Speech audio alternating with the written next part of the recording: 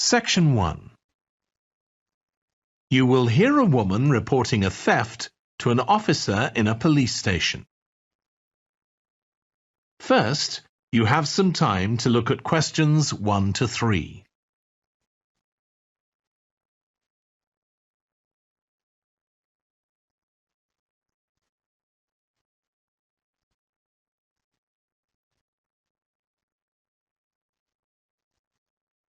You will see that there is an example that has been done for you. On this occasion only, the conversation relating to this will be played first. Good morning. What can I do for you? I want to report a theft. I had some things stolen out of my bag yesterday. I'm sorry to hear that. Right, so I'll need to take a few details. Can I start with your name? Louise Taylor. The woman's name is Louise Taylor. So Taylor has been written in the space. Now we shall begin. You should answer the questions as you listen because you will not hear the recording a second time. Listen carefully and answer questions 1 to 3. Good morning. What can I do for you? I want to report a theft. I had some things stolen out of my bag yesterday. I'm sorry to hear that. Right, so I'll need to take a few details. Can I start with your name? Louise Taylor. Okay, thank you. And are you resident in the UK? No, I'm actually Canadian, though my mother was British. And your date of birth? December 14th, 1977. So you're just visiting this country? That's right. I come over most summers on business. I'm an interior designer, and I come over to buy old furniture, antiques, you know? There are some really lovely things around here, but you need to get out to the small towns. I've had a really good trip this year, until this happened. Okay. So you've been here quite a while? Yes, I'm here for 2 months. I go back next week. So, may I ask where you're staying now? Well, at present, I've got a place at Park Apartments. That's on King Street. I was staying at the Riverside Apartments on the same street, but the apartment there was only available for 6 weeks, so I had to find another one. Okay. And the apartment number? 15. Right. Before you hear the rest of the conversation, you have some time to look at questions 4 to 10.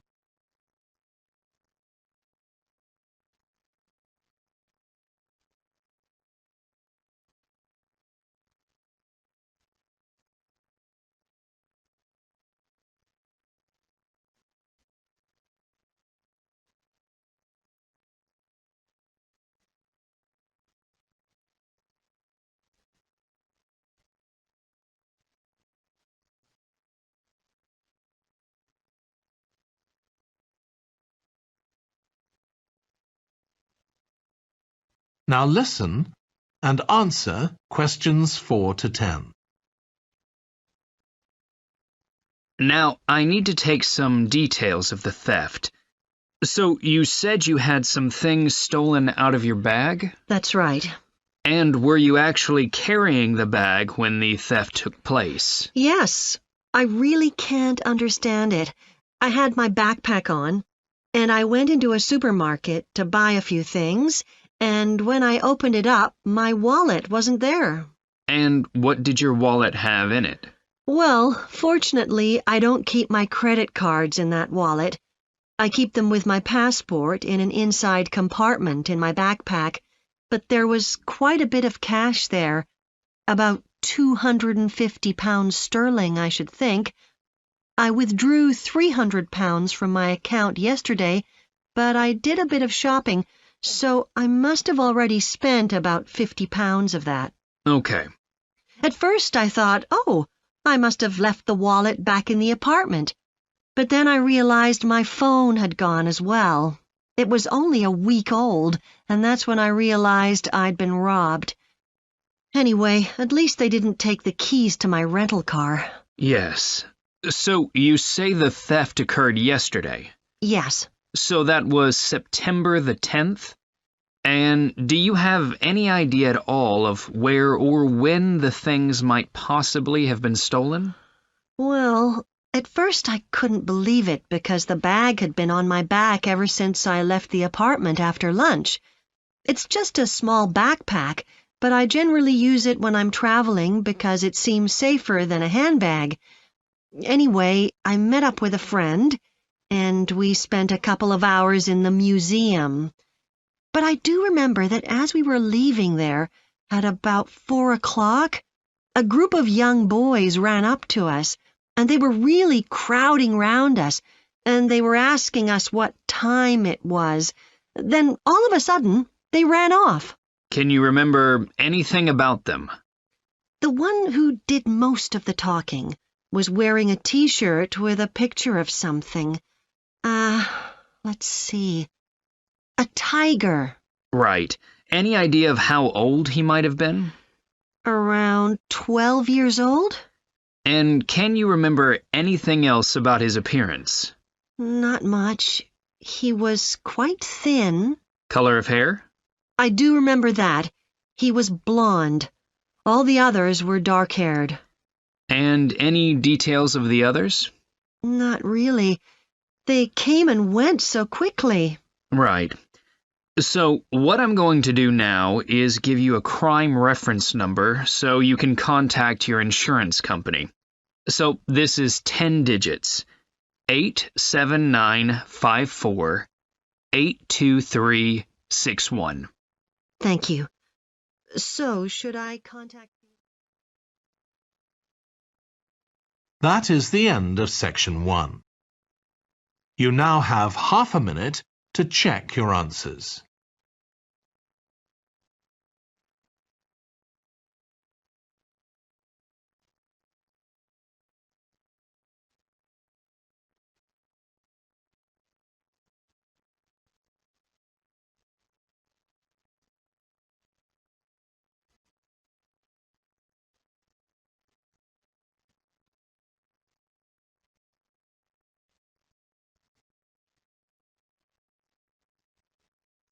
Now turn to section 2.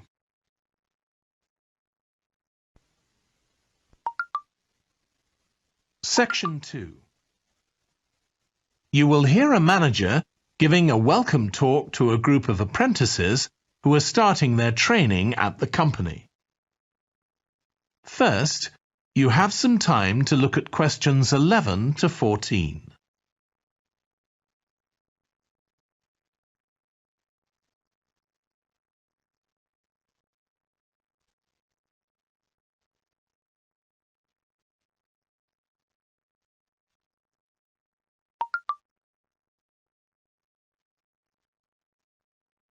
Now listen carefully and answer questions 11 to 14. Good morning, everyone. My name's Janet Parker, and I'm the Human Resources Manager. We're very happy to welcome you to your new apprenticeship. I hope that the next 6 months will be a positive and enjoyable experience for you. I'd like to start with some general advice about being an apprentice. Most of you have very little or no experience of working for a big organisation, and the first week or so may be quite challenging. There will be a lot of new information to take in, but don't worry too much about trying to remember everything. The important thing is to check with someone if you're not sure what to do. You'll find your supervisor is very approachable and won't mind explaining things or helping you out. You're here to learn, so make the most of that opportunity. You'll be spending time in different departments during your first week, so make an effort to talk to as many people as possible about their work. You'll make some new friends and find out lots of useful information. As well as having a supervisor, you'll each be assigned a mentor. This person will be someone who's recently completed an apprenticeship, and you'll meet with them on a weekly basis. Their role is to provide help and support throughout your apprenticeship. Of course, this doesn't mean they'll actually do any of your work for you. Instead, they'll be asking you about what goals you've achieved so far, as well as helping you to identify any areas for improvement. You can also discuss your more long-term ambitions with them as well. Before you hear the rest of the talk, you have some time to look at questions 15 to 20.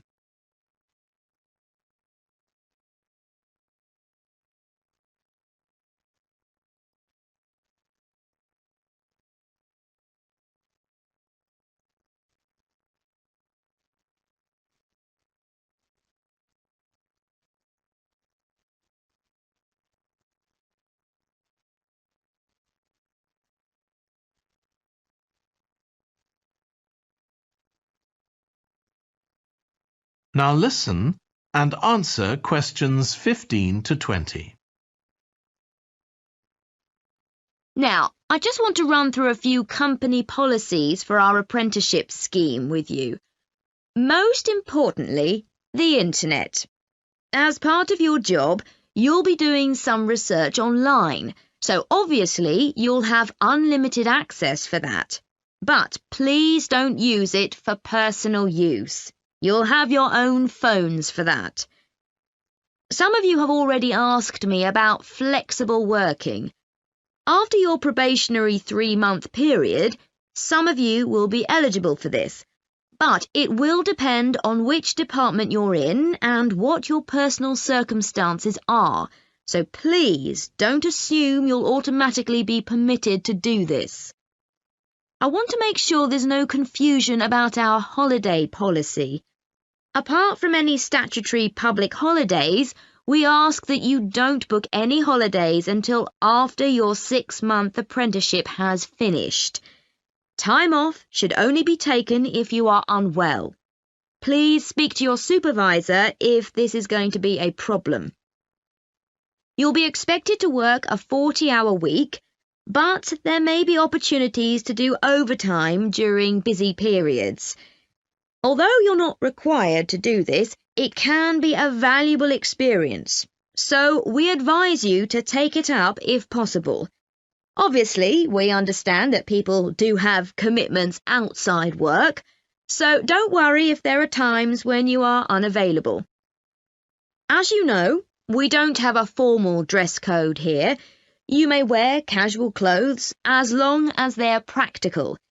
And the only restriction for shoes we have is on high heels for health and safety reasons. Comfortable shoes like trainers are preferable. There's a heavily subsidised canteen on site where you can get hot meals or salads cheaply. Snacks and drinks are also provided, so we've decided to introduce a no-packed lunch policy. This is partly to encourage healthy eating at work, and partly to stop people from eating at their workstation, which is unhygienic. Okay, moving on to... That is the end of section 2. You now have half a minute to check your answers.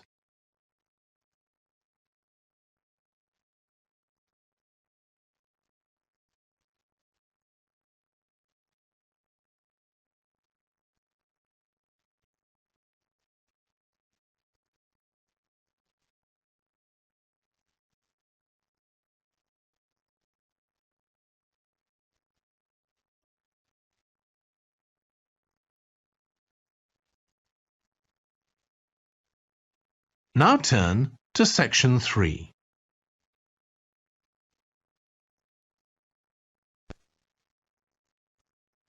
Section 3. You will hear 2 urban planning students, called Carla and Rob, discussing their presentation on cities built by the sea, following instructions from their tutor. First, you have some time to look at questions 21 to 25.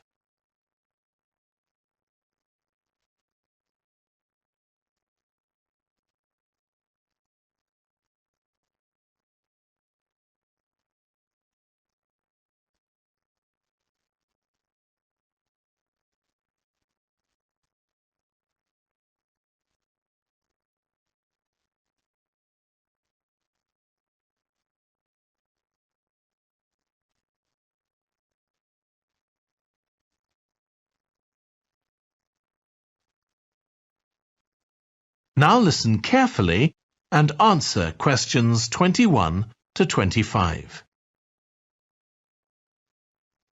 Okay, so what I'd like you to do now is to talk to your partner about your presentations on urban planning.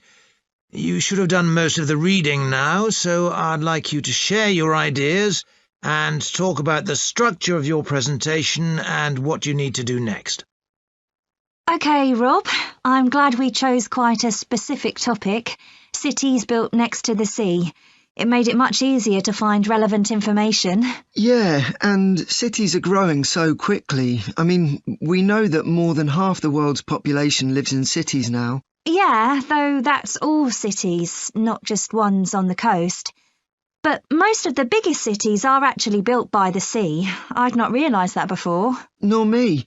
And what's more, a lot of them are built at places where rivers come out into the sea, but apparently this can be a problem. Why? Well, as the city expands, agriculture and industry tend to spread further inland along the rivers, and so agriculture moves even further inland up the river. That's not necessarily a problem, except it means more and more pollutants are discharged into the rivers. So these are brought downstream to the cities? Right. Did you read that article about Miami on the east coast of the USA? No. Well, apparently back in the 1950s, they built channels to drain away the water in case of flooding. Sounds sensible. Yeah, they spent quite a lot of money on them, but what they didn't take into account was global warming. So they built the drainage channels too close to sea level, and now sea levels are rising, they're more or less useless. If there's a lot of rain, the water can't run away. There's nowhere for it to go. The whole design was faulty. So what are the authorities doing about it now?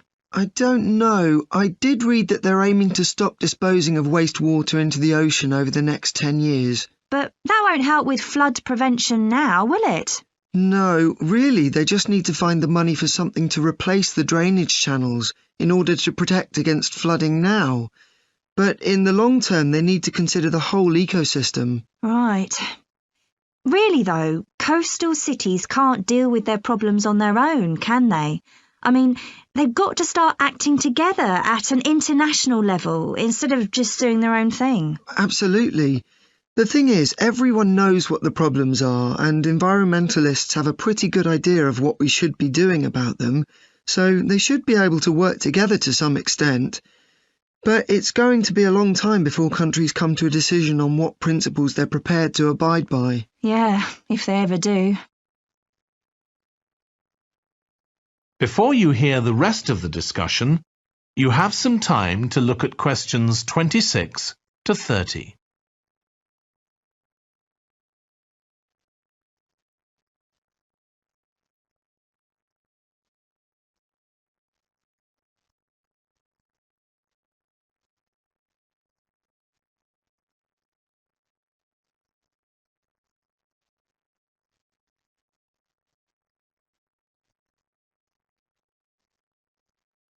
Now listen and answer questions 26 to 30. So, I think we've probably got enough for our presentation. It's only 15 minutes. OK, so I suppose we'll begin with some general historical background about why coastal cities were established. But we don't want to spend too long on that. The other students will already know a bit about it. It's all to do with communications and so on. Yes. We should mention some geographical factors, things like wetlands and river estuaries and coastal erosion and so on. We could have some maps of different cities with these features marked. On a handout, you mean? Or some slides everyone can see? Yeah, that'd be better. It'd be good to go into past mistakes in a bit more detail. Did you read that case study of the problems there were in New Orleans with flooding a few years ago? Yes, we could use that as the basis for that part of the talk. I don't think the other students will have read it, but they'll remember hearing about the flooding at the time. OK. So that's probably enough background. So then we'll go on to talk about what action's been taken to deal with the problems of coastal cities. OK. What else do we need to talk about? Maybe something on future risks, looking more at the long term if populations continue to grow? Yeah, we'll need to do a bit of work there. I haven't got much information, have you? No, we'll need to look at some websites. Shouldn't take too long. Okay. And I think we should end by talking about international implications. Maybe we could ask people in the audience. We've got people from quite a lot of different places. That'd be interesting if we have time, yes. So now, shall we go on? That is the end of section 3. You now have half a minute to check your answers.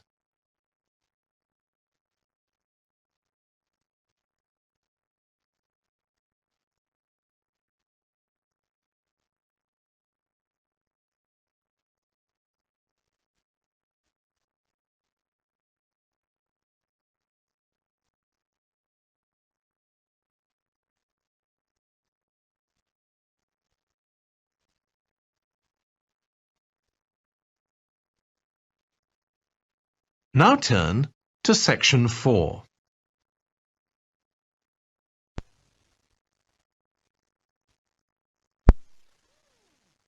You will hear part of a lecture on renewable energy that uses the power of the sea.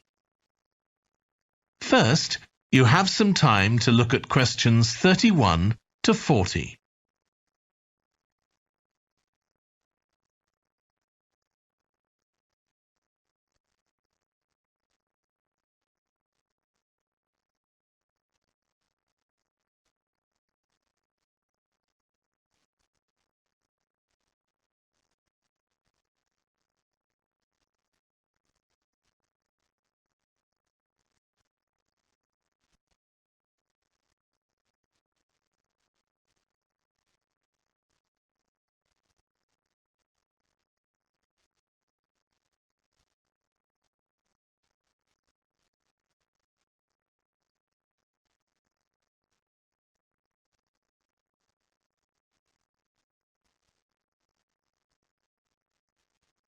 Now listen carefully and answer questions 31 to 40.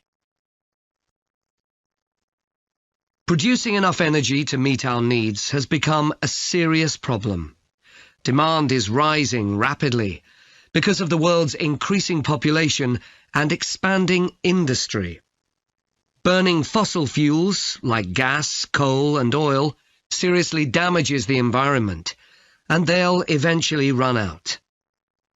For a number of years now, scientists have been working out how we can derive energy from renewable sources, such as the sun and wind, without causing pollution. Today, I'll outline marine renewable energy, also called ocean energy, which harnesses the movement of the oceans. Marine renewable energy can be divided into 3 main categories: wave energy, tidal energy, and ocean thermal energy conversion.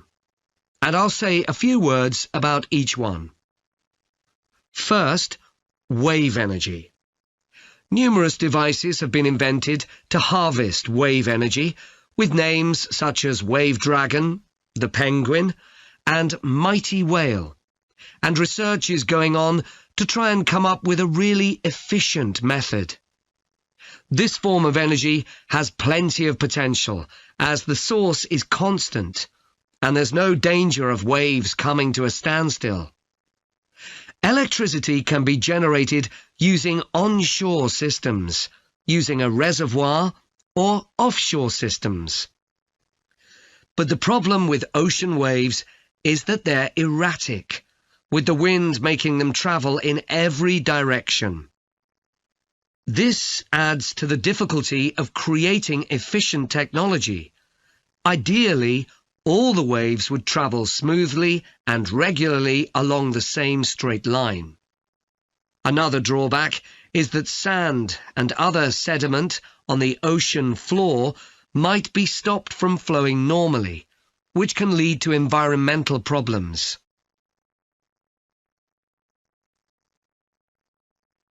The second category of marine energy that I'll mention is tidal energy. One major advantage of using the tide, rather than waves, as a source of energy is that it's predictable. We know the exact times of high and low tides for years to come. For tidal energy to be effective, the difference between high and low tides needs to be at least 5 meters. And this occurs naturally in only about 40 places on Earth. But the right conditions can be created by constructing a tidal lagoon, an area of seawater separated from the sea. One current plan is to create a tidal lagoon on the coast of Wales. This will be an area of water within a bay at Swansea, sheltered by a U-shaped breakwater, or dam, built out from the coast.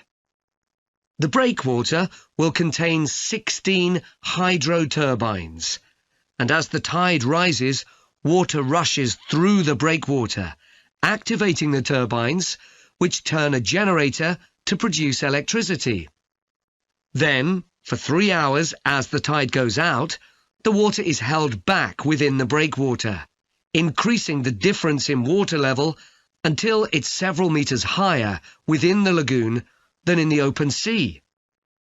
Then, in order to release the stored water, gates in the breakwater are opened.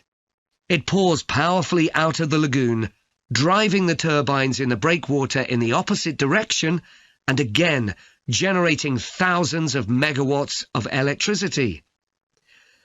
As there are 2 high tides a day, this lagoon scheme would generate electricity 4 times a day, every day, for a total of around 14 hours in every 24, and enough electricity for over 150,000 homes. This system has quite a lot in its favour. Unlike solar and wind energy, it doesn't depend on the weather. The turbines are operated without the need for fuel, so it doesn't create any greenhouse gas emissions, and very little maintenance is needed. It's estimated that electricity generated in this way will be relatively cheap, and that manufacturing the components would create more than 2,000 jobs, a big boost to the local economy. On the other hand, there are fears that lagoons might harm both fish and birds, for example by disturbing migration patterns and causing a build-up of silt, affecting local ecosystems. There are other forms of tidal energy, but I'll go on to the third category of marine energy, ocean thermal energy conversion. This depends on there being a big difference in temperature between surface water and the water a couple of kilometres below the surface, and this occurs in tropical coastal areas. The idea is to bring cold water up to the surface using a submerged pipe. The concept dates back to 1881, when... That is the end of section 4. You now have half a minute to check your answers.